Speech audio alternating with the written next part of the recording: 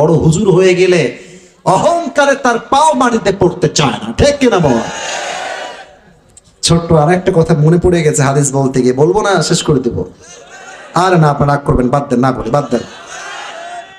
আচ্ছা আমি বলছি, আমি যে ফ্ল্যাটে থাকি সেই, আচ্ছা রাত তো 12টা বেজে পার হয়ে গেছে, আর ওয়াজ করা যাবে কি? 12টার পরে ওয়াজটা যেখানে হয় নাকি ভাইরা আমার? 12টা 15 বেজে গেছে, আমি তো খেয়ালই করি নাই। তাকবীর দেন, লিল্লাহি তাকবীর। মাশাআল্লাহ, ময়মনসিংহের মানুষ তো খুব ভালো দেখছি, ওয়াজ তো ভালোই শুনুন আপনারা। আগামীতে আবার দেখা হবে ইনশাআল্লাহ। আমার যে ফ্ল্যাটে আমি থাকি এটা হচ্ছে 6 তলা। আমি থাকি টপ টপ ফ্লোরে, একদম উপরে 6 তলাতে আমি থাকি। এটা বলছি নবীর হাদিস থেকে মনে পড়ে গেল। আমাদের উচিত ছিল বিনয়ের সঙ্গে হাঁটা এবং সবাইকে আগে আগে কি দেওয়া। আপনারা বলেন না কেন, আগে আগে কি দেওয়া লাগবে? সালাম।